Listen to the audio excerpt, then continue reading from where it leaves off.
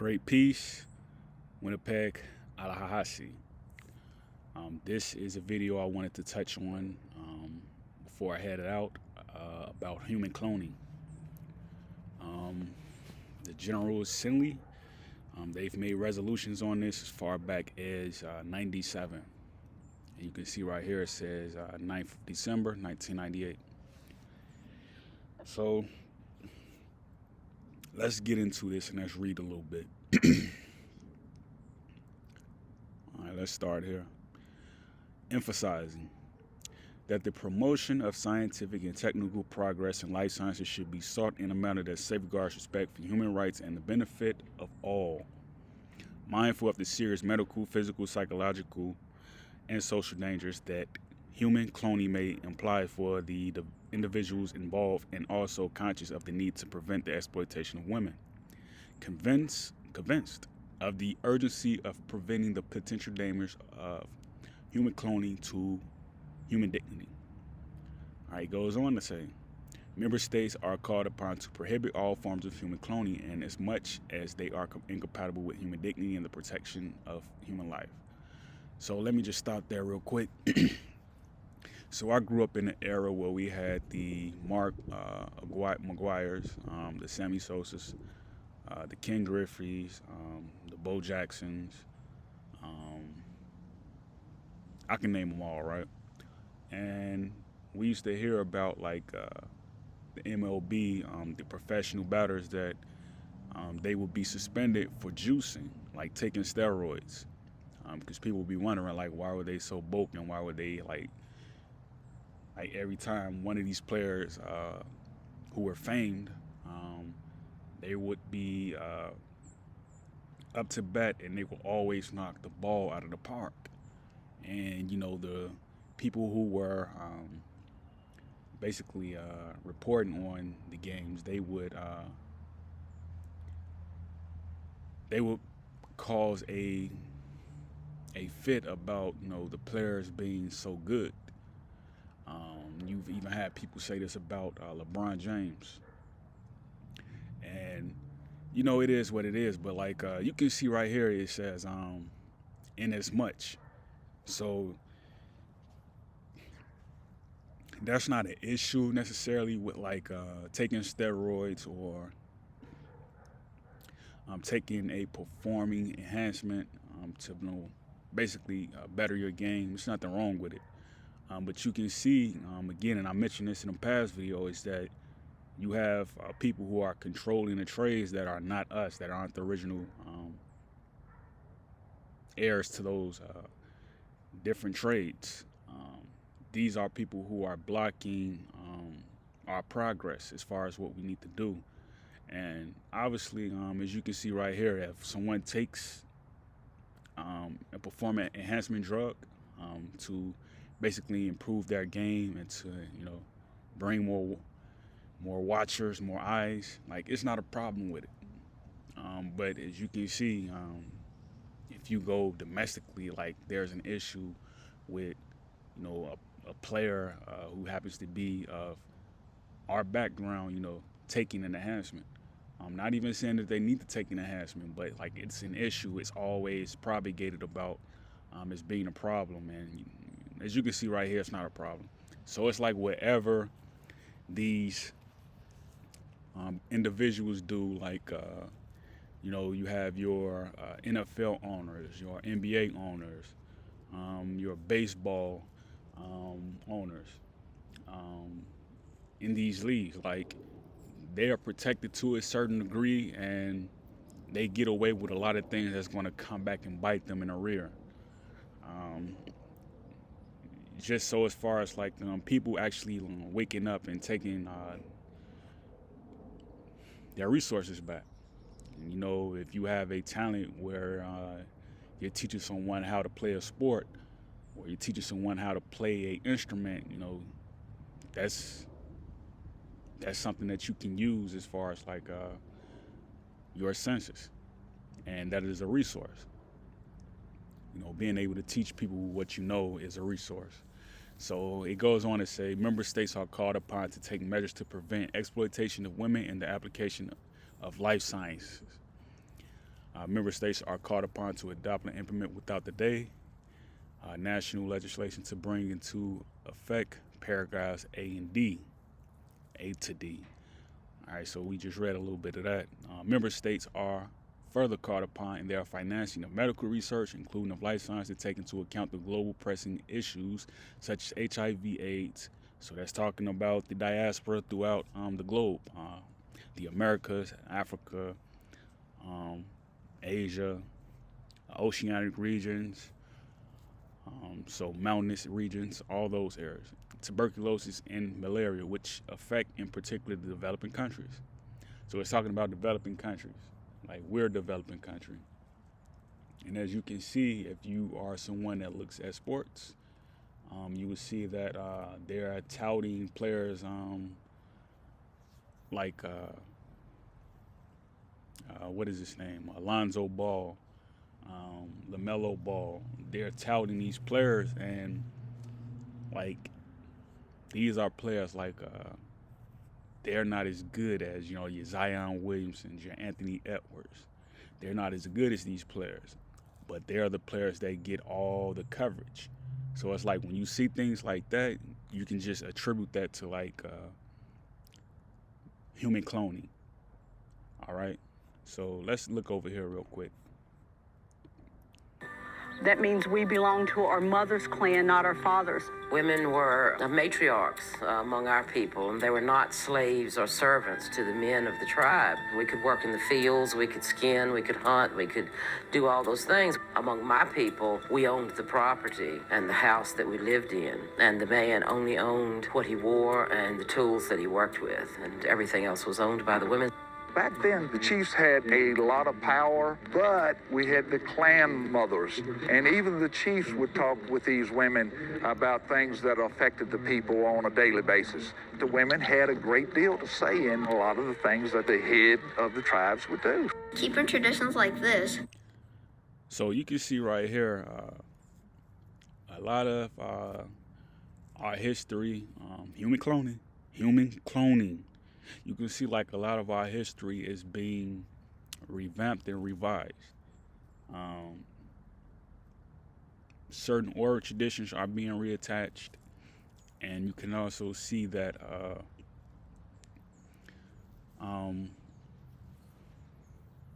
we're being phased out in a sense that this video is from like 7 years ago. So you can see like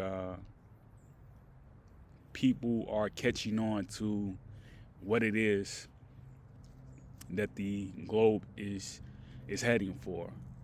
So now if you look at this person right here,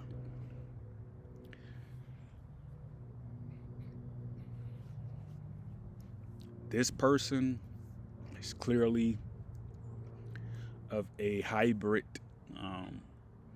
mixed origin. All right, this person obviously has Welsh in her bloodline. She has Scottish in her bloodline. Like she's clearly British. She clearly has British blood. So this is a person who's saying our lands. So as I recall, the British were in contention with the people here who were described as Indians. This right here would be a person of Indian origin. Very dark brown. All right, nappy hair. That is an Indian, right? So you can see, a person like this, she looks like my mother, but my mother is darker than her. And she also looks like my aunt. All right, now this is a person that has Welsh blood, Scottish. All right, so, and like you can clearly see, it's nothing wrong with what they're trying to do, as far as like reclaim the land and resurvey it and all that. Like, there's nothing wrong with that, but like, if we're going to tell the history, let's make sure no human cloning is involved. Let's make sure that, everybody has a say, that everybody is included. Because, Virginia, that is a very forestry land, and obviously it's something that a lot of people would love to have a dab in. Like, people will want land there. So, and again, you can see these people here. Now, this is a person who, commonly people, I was one of those person who used to think like, yeah, these people are the Indians and this, but I was ignorant, right? Coming from Chicago, like, you're immersed in it, so you don't necessarily think like it's something special about who you are. Now, when you see people walking around with feathers in their hair, and they have alligator teeth around their neck, and they have Dutch shirts on, Dutch style shirts, they have feathering in their hair, all that, right? You kind of take sense to like, it kind of persuades you like they know something that we don't know. But again, like, if you talk to your grandparents, you talk to your parents, your mothers, your fathers, your uncles, your great aunts and all that, like, they'll let you know, like, yeah, we knew about this back then, but as you commonly hear, they would say things like, we were told not to talk about it. But like, yeah, that's pretty much what I just wanted to touch on, like human cloning. Human cloning can be surmised in a variety of senses. Like these names here, these titles, these descriptions, like this would be human cloning, because you're having the people that are using these names who are not necessarily the direct lineage of these people. Because again, you're dealing with European ancestry that's heavily throughout a lot of tribes, federally recognized tribes. So, a lot of this stuff, man, you just really have to, take it for what it is. Like, it's an attempt to stalk a flame that, really should have been stalked a long time ago. And the people that are stalking the flames, it's kind of unfortunate, because this type of conversation, this type of scenery, it should be covered by dark-skinned people, and shouldn't be covered by people of European ancestry or anybody of mulatto descent. So, again, it's not hate speech, it's just the truth.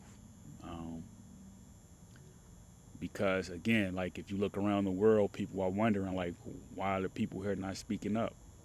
All right, so when people speak up and they speak in our place, it kind of leaves like a sour or a bitter taste in the mouths of people around the globe.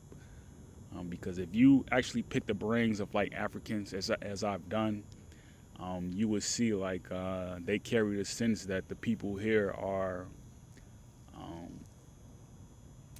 they have a disposition that is very lowly, like a low self-esteem. They want to be people who they are not. As you can see, like right now, the people that are running the industries are people who have a disdain for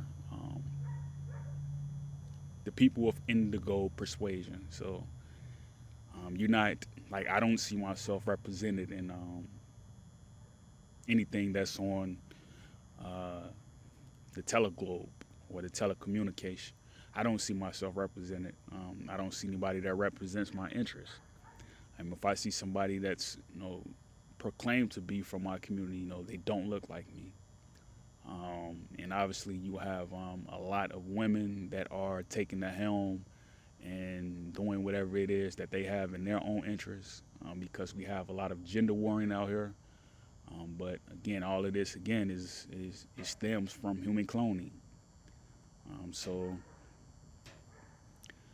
And if we have a people that are controlling our trades, they're coming in financing us, and they're financing their own agendas with our resources, that's a problem. And we can't do anything about it until people get on one accord. So that's why I'm a big proponent of Pan-Africanism. So when people say try to make a rift between Africans and so-called Indians, like, or whatever you want to call yourself, like, to me, like, it's a big blot. Africans are the ones that started the culture, because Africans are hunter-gatherers, so I mean, if you have a problem with Africans, then I would say you more along the lines of someone who is a proponent of racial mixing. So, and that is something that I do not support for my own iniquities. I don't support it. So, but I can say like I have blood in me of different origins, European origins, not so much old, but well, yeah, old, but they'll be disguised like Bantu. But as far as neolistically, when you talk about the Scottish, as opposed to the Scots, I have that origin in me as well, because my grandmother, one of my great grandmothers, they mixed with the person who was a little mixed, but you know, that's a whole different story. But me myself, I definitely identify as Pan-Africanism. And if you were to see me, if I were to travel to a place like Nigeria, like you wouldn't be able to tell me apart. Like you wouldn't look at me and say he's American, unless I was to pick up a basketball or something like that, or start to talk. Like you wouldn't be able to tell me apart from the people, you know. So, especially the people like the India regions, East Hindustan. So, yeah, but I would just say, look at this document, pay attention to what human cloning actually is. There definitely should be more articles in here about this topic, but again, it's dealing with human dignity, life sciences, so it's pretty much understood where that stems from. So make sure you download it, share it, and till then, stay well, stay blessed, and make sure you take care of yours, and I'll see you on the other side. Great peace. So let's kind of knock this last segment out, and we'll just close out on that. So you can see right here, this is a narration by Donald Sutherland, Our Forgotten Souls. And if you're able to find this in complete narration, complete documentary, you're just one of few in luck, because you can't find it anywhere on the internet. So if you're able to find it, shouts out to you. Let's start though.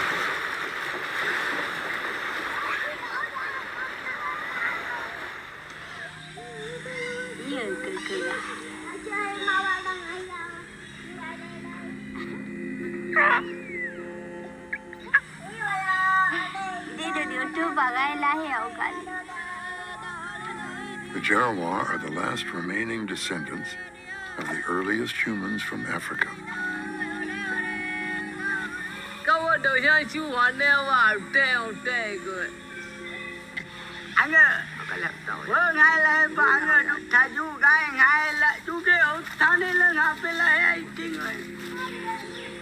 Having always been isolated, the Jarawa people lived on their peaceful island, insulated from the madness of the outside world.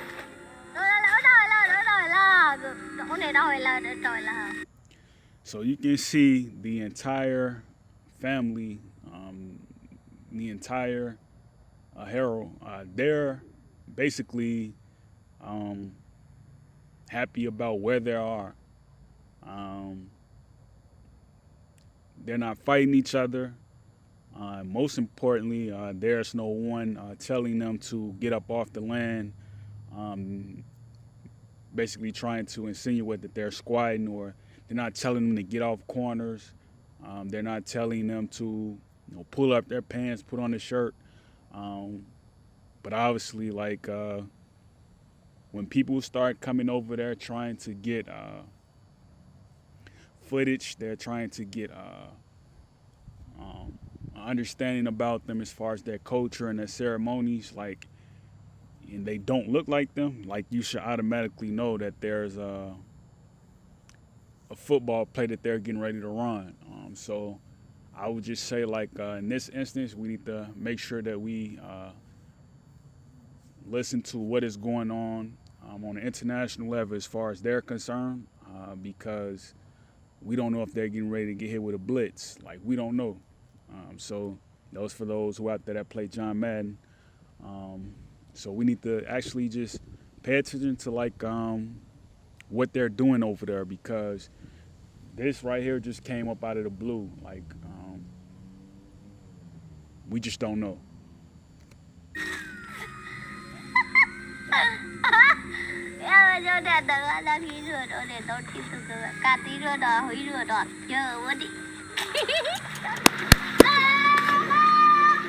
They lived lives of great joy,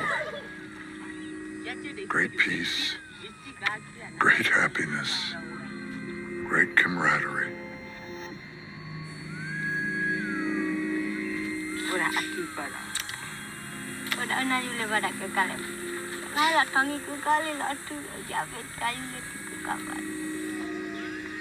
Far from our world, their love story. So as you can see, going back a few seconds, you will see the tribeswoman said, you look different from us. All right, so you can pretty much gather from there that she doesn't know what they're in for. She doesn't know what they're trying to gain as far as their presence there. Like, she doesn't know yet, but clearly you can see they're not entirely uneasy, but they're just trying to find out like the comfortable level between them and these people who are strange. So clearly, like, again, these are people you would see on the south side of Chicago. These are people you would see on the north side of Chicago. These are people you would see in all parts of Jackson, Mississippi, Old Harlem. You would see these people throughout America, right? But due to human cloning, like even here, and obviously there as well, things are beginning to get a bit uncertain in its surety. So yeah, let's continue on. Could have gone on forever. Today, their fragile lives are threatened. There are only 400 Jarwa people left.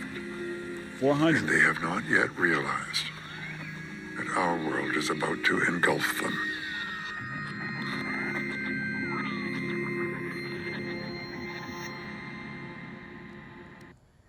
So you can see they have the right ambiance, and it fits their personality. So they have an idea who these people are and what they're going to do next as far as knocking out the queen for those who play chess. So this is a situation that's it's basically been hidden in the news. You barely hear about them in international news in some circuits. You definitely don't hear about them here. So I'll just end off on that point. This is a documentary you definitely want to see. These are people you definitely want to study from afar. You don't want to encroach on that lens. But these are people you definitely want to learn from, because, again, they hold the ancient secrets, and everybody is trying to basically regain the momentum that they had ages ago when they were once in the position of sacredness that these people are in. So they live entirely off the land. They're not clocking in. They're not on welfare looking for handouts. Like, these people, they rely entirely on their instincts and their skill. So I understand why people are going over there and try to find out more about them, but this is a very delicate situation, and we need to make sure that we protect societies that are like this, because they exist here in America. We have people that look just like these people that average no more than 5'3" in height, have the same texture, hair, everything. So these are like the type of people that I experienced, like, growing up with. So I have family that look like this. one in part. So I would just say, like, find your peace, find your knowledge, find your path. And the best way to achieve societal peace, global peace, is to make sure that you offer up peace to others, and not so much as criticism, because we have a lot of people that is involving themselves in critiquing others, and that's something we shouldn't do. So I'll just leave off on that note and just say, help combat human cloning. Stay who you are, and be with peace. Great peace.